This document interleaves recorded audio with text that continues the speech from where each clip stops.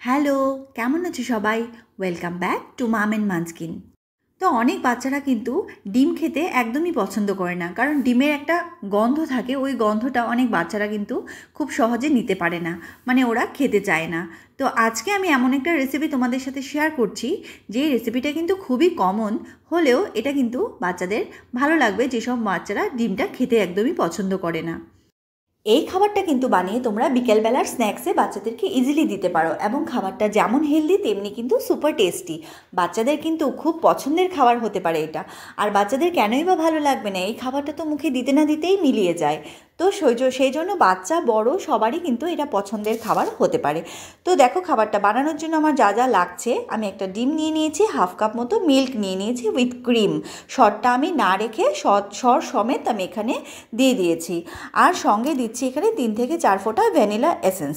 তোমরা যদি vanilla essence না দিতে চাও, তাহলে এখানে তোমরা এলাচ গুঁড়ো করে 1 পিঞ্চ মতো এলাচ গুঁড়ো এখানে অ্যাড করে দিতে পারো, কারণ ডিমের যে একটা আষ্টে গন্ধ থাকে ওই গন্ধটা কিন্তু চলে যাবে। আর দিয়ে দিচ্ছি এখানে দেখো 1 চামচ মতো জাগরি পাউডার। তো জাগরি পাউডার দিয়ে আমি খুব ভালো করে এটাকে ফেটিয়ে নেব। তো তোমরা দেখতে পাচ্ছ জাগরি পাউডারটা দিয়ে আমি এই রকমভাবেই ফেটিয়ে নিচ্ছি, যাতে জাগরি পাউডার যেটা দিয়েছি গুড়ের পার্টিকেলগুলো যাতে একদম ভালো করে মিশে যায়।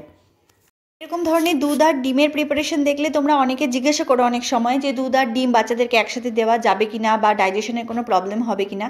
তো আমি যেটা বলছি যে ডাইজেশনের কোনো প্রবলেম হবে না, যেহেতু আমরা কেক দিতে পারি বাচ্চাদেরকে। অনেক সময় আমরা কেক দিই ঘরে বানিয়ে, তো সেটাতেও তো বাচ্চাদের কোনো প্রবলেম হয় না, ওটাতেও দুধ আর ডিম একসাথে থাকে। তো এই ধরনেরই এটাও একটা খাবার যেটা বাচ্চারা ইজিলি খেতে পারবে, এবং তাদের ডাইজেশনেরও কোনো প্রবলেম হবে না।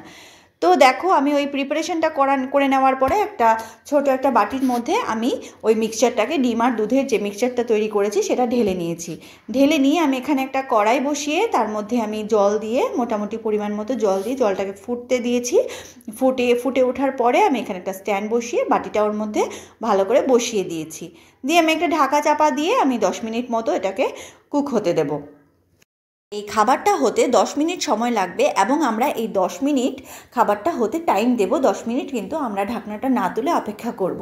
10 মিনিট হয়ে যাওয়ার পরে আমরা ঢাকনাটা তুলে চেক করব। তো যেহেতু আমরা এই খাবারে কোনো আটা ময়দা এসব জিনিস ইউজ করিনি, সেই জন্য ঢাকনাটা যতক্ষণ থাকবে ততক্ষণ কিন্তু এইটা পুরো ফ্লাফি থাকবে, কিন্তু ঢাকনাটা সরিয়ে নেওয়ার পরে এটা কিন্তু একটুখানি চুপসে যাবে।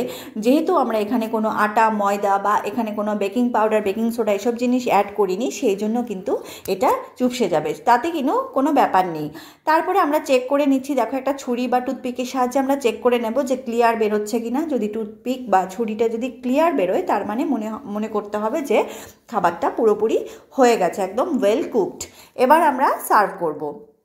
তো আমাদের এই পুডিং কিন্তু একেবারে রেডি। আমরা একটুখানি অপেক্ষা করব ঠান্ডা হওয়ার জন্য। তারপরে আমরা দেখো এই সাইডগুলো একটু কেটে নিচ্ছি। সাইডগুলো কেটে নেওয়ার ফলে আমি কিন্তু খুব ইজিলি একটা স্প্যাচুলা দিয়ে ভালো করে এটাকে ঘুরিয়ে এটাকে বাটির থেকে আলাদা করে নিতে হবে। তারপরে আমরা কিন্তু উল্টো করে প্লেটের মধ্যে ঢেলে দিতে পারবো। তো দেখো, সাইডগুলো আমি কিন্তু খুব ভালো করে রিমুভ করে দিয়েছি বাটির থেকে, কিন্তু তলাটা কিন্তু আমি ওই ছুরি দিয়ে রিমুভ করতে পারিনি। সেই জন্য আমি একটা স্প্যাচুলা দিয়ে কিন্তু ভালো করে রিমুভ করে নিয়েছি। এবার আমি এটাকে উল্টে নিয়েছি একটা প্লেটের মধ্যে। তো চলো, এগ পুডিং কিন্তু একেবারে রেডি বেবিকে খাওয়ানোর জন্য। আর ক্যামেরায় দেখতে যতটা না ভালো লাগছে, সামনে থেকে কিন্তু অনেক বেশি ভালো লাগছিল। আমি এখানে কোনো ক্যারামেলাইজেশন করিনি, তোমরা চাইলে করতে পারো, কিন্তু চিনিটা যেহেতু আমি অ্যাভয়েড করেছি, তোমরাও চিনিটা অ্যাভয়েড করে গুড় ব্যবহার করবে। গুড় কিন্তু বেবিদের জন্য খুবই ভালো, যেহেতু এর মধ্যে প্রচুর পরিমাণে আয়রন রয়েছে। বেবির কিন্তু এই খাবারটা খেতে খুবই ভালো লেগেছে, বিশেষ করে এটার টেক্সচারের জন্য। তো এটার টেক্সচারটা এতটাই সফট, বেবির মানে ভীষণ ভালো লেগেছে খেয়ে। তো আশা রাখছি তোমাদের বেবিদেরও এই খাবারটা খেয়ে খুবই ভালো লাগবে। তো দেখো, ছোট ছোট টুকরো করে আমি এখানে কেটে নিয়েছি, বেবির যাতে খেতে সুবিধা হয়। হয় স্পুন দিয়ে হলেও খেতে পারবে, বা হাত দিয়ে হলেও তুলে তুলে খেতে পারবে।